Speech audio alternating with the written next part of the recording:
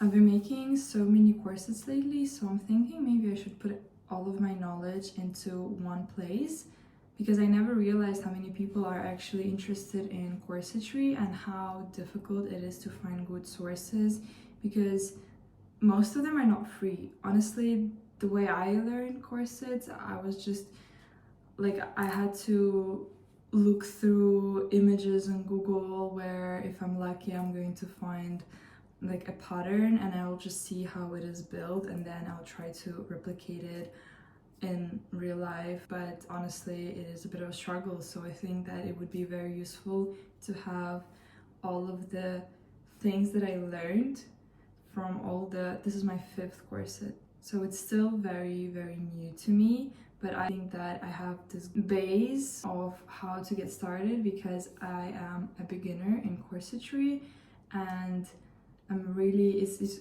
all of these new things that I learned are very fresh in my mind. I already have this website with my patterns, so it would be interesting to put all of my corset knowledge there as well.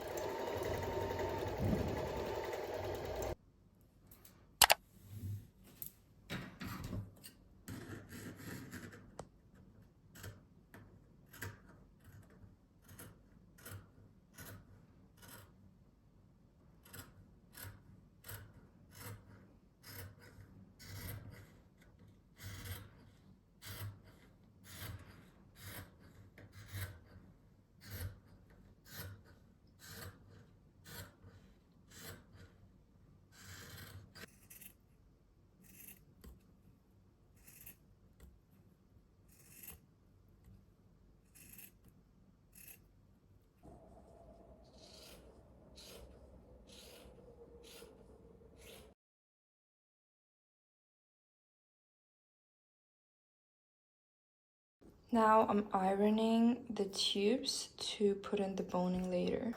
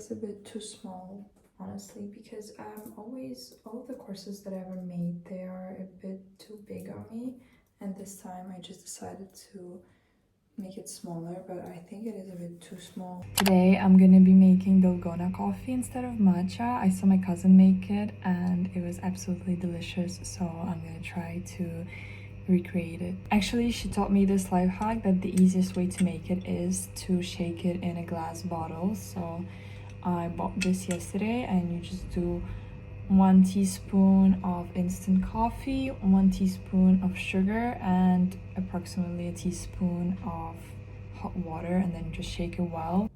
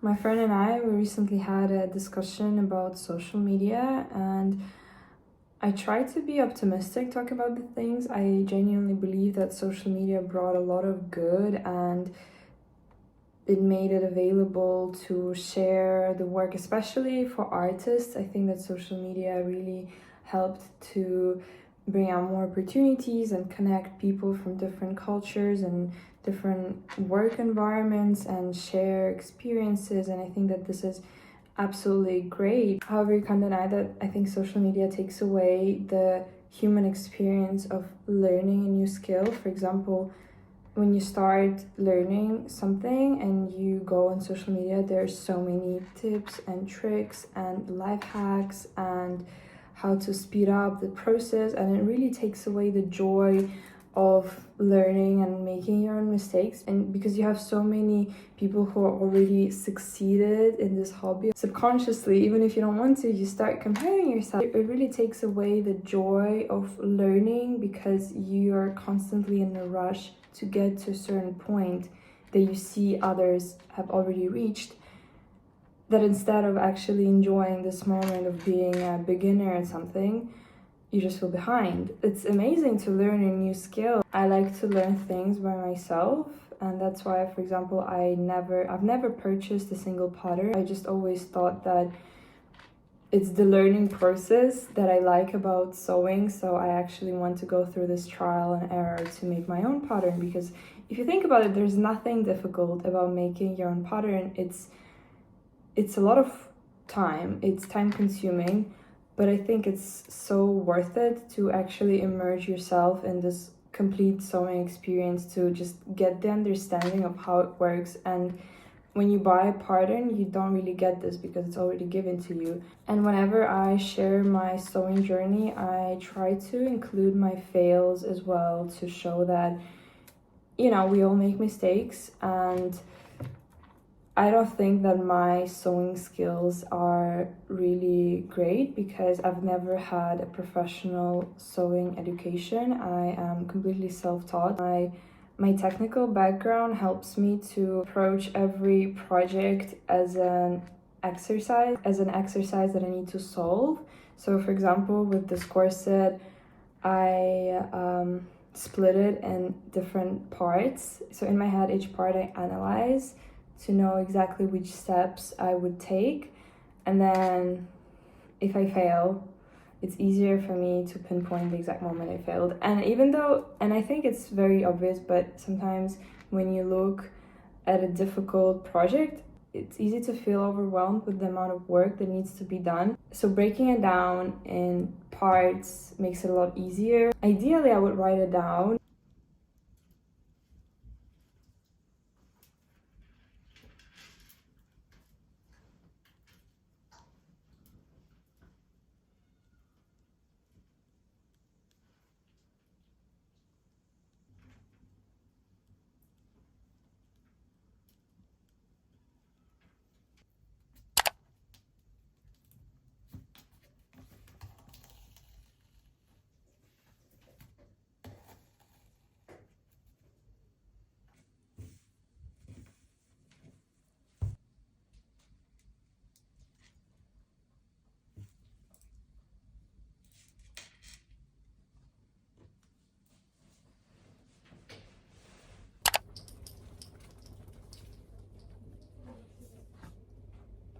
I often get comments of people asking me why I chose to study engineering instead of fashion design. And the reason is did not see the need to get into fashion school to learn how to make clothes specifically. What I think fashion school is amazing for are the opportunities, the exposure that you get that will definitely help you in your career, and also it helps you be very disciplined with the work because you always have these projects you have to submit, so you're constantly working.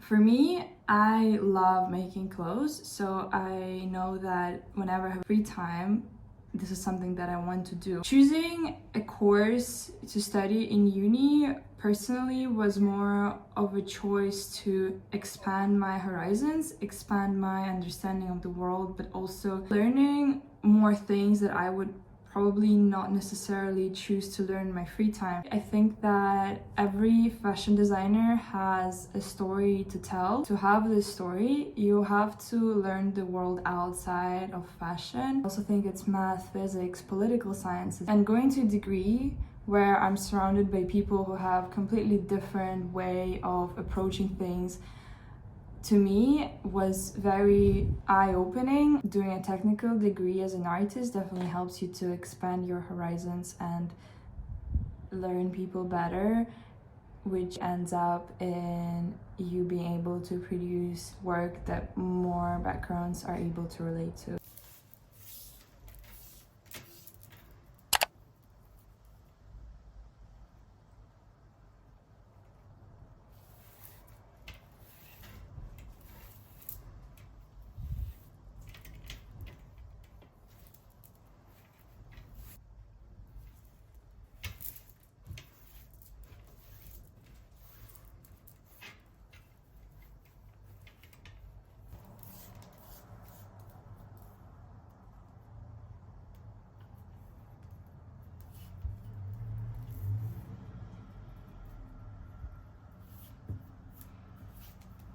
There's no boning yet. This is what it looks like without any boning. The problem is it's a bit too big on me.